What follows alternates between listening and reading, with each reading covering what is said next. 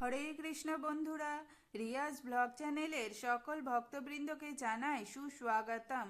আজকের ভিডিওটি শুরু করছি কিছু ভক্তিমূলক প্রশ্ন ও তার উত্তর দিয়ে। আশা করি আজকের ভিডিওটি পেয়ে আপনারা খুবই উপকৃত হবেন। তাই সকল ভক্তবৃন্দের কাছে আমার একটাই অনুরোধ রইল, ভিডিওটি যদি ভালো লেগে থাকে তাহলে অবশ্যই চ্যানেলটি সাবস্ক্রাইব করে দেবেন। একটু সাথে ও পাশে অবশ্যই থাকবেন। এবার আসা যাক প্রথম প্রশ্নে। কার সেবা বড়, পিতামাতার না স্ত্রী পুত্রের না গুরু গৌরাঙ্গের? আসুন জেনে নেওয়া যাক। কারও সেবা করাটাই জীবের স্বাভাবিক বৃত্তি স্বরূপ। বহু জন্ম জন্মান্তরের পিতামাতা রয়েছে। কে কার সেবা করছে? আমরা যখন পশু বা পাখি রূপে জন্মগ্রহণ করেছিলাম তখনও সেই জন্মের মা বাবা তাদের সাধ্যমতো আমাদের পালন করেছিল। পাখি কত কষ্ট করে বাসা বাঁধে সন্তানের যত্ন নেয়, মাছ তার বাচ্চাদের নজরে রাখে, গরু তার বাচ্চার গা চেটে দেয় এবং দুধ খাওয়ায়, কিন্তু সেই সব পিতামাতার কে সেবা করে? কোনো সেবা করাই হয় না। আর তারপর স্ত্রী পুত্রের সেবা। লোকে স্ত্রী গ্রহণ করে আপন একঘেয়েমি জীবনে আনন্দ উপভোগের উদ্দেশ্যে। স্ত্রী আমাকে সুখ দেবে এই মনোভাবের ফলে লোকে স্ত্রী সেবা করে। তারা যেভাবে মাতা পিতা থেকে এসেছে তেমনি তাদের থেকে ছেলে মেয়েরা আসবে, যদিও সেই ছেলেমেয়েরা অন্য জীবাত্মা, তাদের পুত্র কন্যা রূপে এসেছে মাত্র। যে মানসিকতা নিয়ে তাদের পিতামাতারা সেবা করেছিল তেমনি তারাও নিজেদের পুত্র কন্যাদের সেবা যত্ন করতে চেষ্টা করে। যে কোনো পিতামাতার পক্ষে পুত্র কন্যার সেবা করা স্বাভাবিক, আর পুত্র কন্যারা তাদের স্নেহশীল পিতামাতার সেবা করাটাই স্বাভাবিক। কিন্তু স্ত্রী পুত্রকে সেবা করা একমাত্র কর্তব্য, আর পিতামাতাকে অবজ্ঞা করলেও চলবে, কিংবা পিতামাতাকে সেবা করব আর স্ত্রী পুত্রকে বাদ দিয়ে দেব, এইরকম মনোভাব মূর্খ পশুদের মতো হয়তো হতে পারে। এ তো এই জন্মের পিতামাতা, স্ত্রীপুত্রের কথা বলা হচ্ছে, কিন্তু বিগত জন্মগুলিতে সহস্র কোটি পিতামাতা স্ত্রীপুত্রের কথা বাদ পড়েই গেল। তাদের তো সেবা করা যাবে না। এমনকি লোকে মাতা পিতা স্ত্রীপুত্রের সেবা কি করবে, বরং নানা অক্ষমতা হেতু তাদের সবার কাছে সেবা গ্রহণ করছে মাত্র, সেবা দান করা হচ্ছে না। সেই ব্যাপারটাও চিন্তা করার বিষয় রয়েছে। কিন্তু শাস্ত্রে বলা হয়েছে এই এক জীবনেও ব্রহ্মাণ্ডের সবার সেবা করা যায়, যদি ব্রহ্মাণ্ড নাথের সেবায় যুক্ত হওয়া যায়। আর সেই অনন্ত কোটি ব্রহ্মাণ্ডের হর্তাকর্তা বিধাতা হচ্ছেন পরমেশ্বর ভগবান শ্রীকৃষ্ণ, যিনি স্বয়ং ভক্তরূপে কলিযুগে পৃথিবীতে শ্রী গৌরাঙ্গ রূপে অবতীর্ণ হয়েছেন। আর সেই গৌর হরির প্রতিনিধি রূপে পরমার্থিক পথদ্রষ্টা গুরুদেব আমাদের জন্ম মৃত্যু জরাব্যাধির দুঃখ দশাপূর্ণ জড়বদ্ধ সংসার চক্র থেকে উদ্ধার করবার উদ্দেশ্যে অবতীর্ণ হয়েছেন। তাকে তুষ্ট করার ফলে ভগবান তুষ্ট হন বলে শাস্ত্রে স্বীকৃত। যস্য প্রসাদাৎ ভগবৎ প্রসাদ।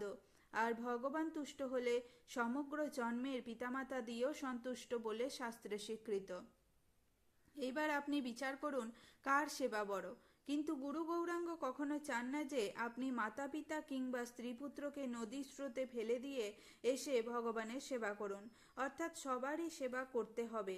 সেই সবার উদ্দেশ্য তখনই সার্থক হয় যখন সকলে কৃষ্ণ ভক্ত হবে, গৌরাঙ্গ ভজনা করবে এবং পারমার্থিক গুরুদেবের চরণে আশ্রিত হয়ে জীবনযাপন করবে।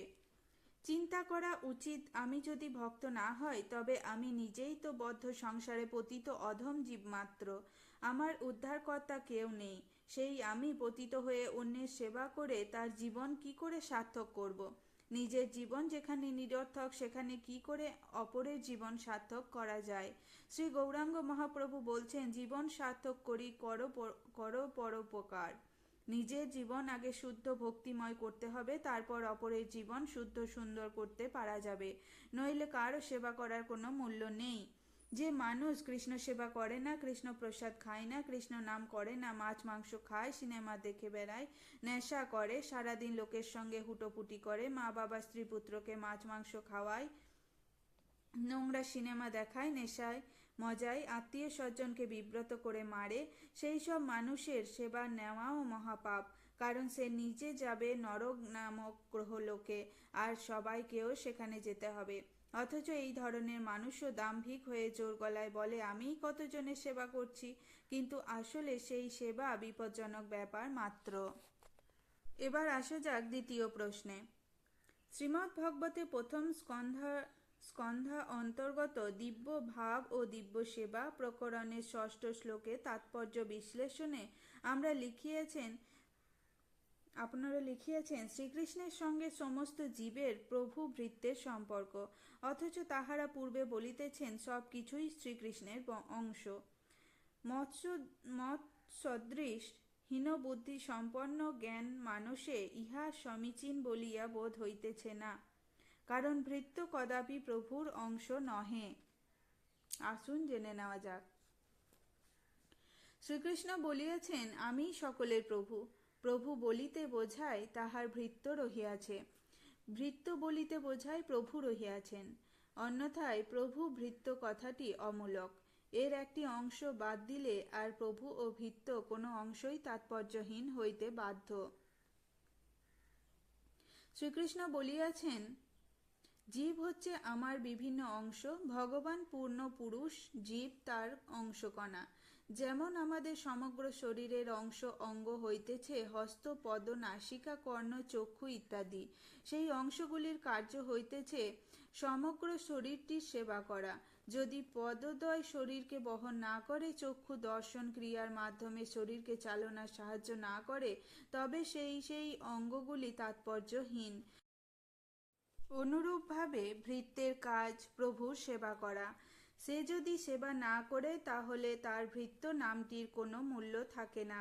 অতএব অংশ এবং পূর্ণ, প্রভু এবং ভৃত্য, ইহা ভগবানের ক্ষেত্রে অসমীচীন ও অসামঞ্জস্য কথা কিছুই হইতেছে না। প্রকৃতপক্ষে কোনো একটি জাগতিক উদাহরণ সহযোগে ভগবৎ সম্বন্ধ উপলব্ধি করা সহজে সবার পক্ষে সম্ভব যে হইয়া উঠিবে তাহা নহে। ক্রমশ চিন্তাশীল ব্যক্তির উপলব্ধি হইবে, সন্দেহ নাই। আজ এই পর্যন্তই। ভালো লাগলে অবশ্যই চ্যানেলটি সাবস্ক্রাইব করে দেবেন। রাধে রাধে।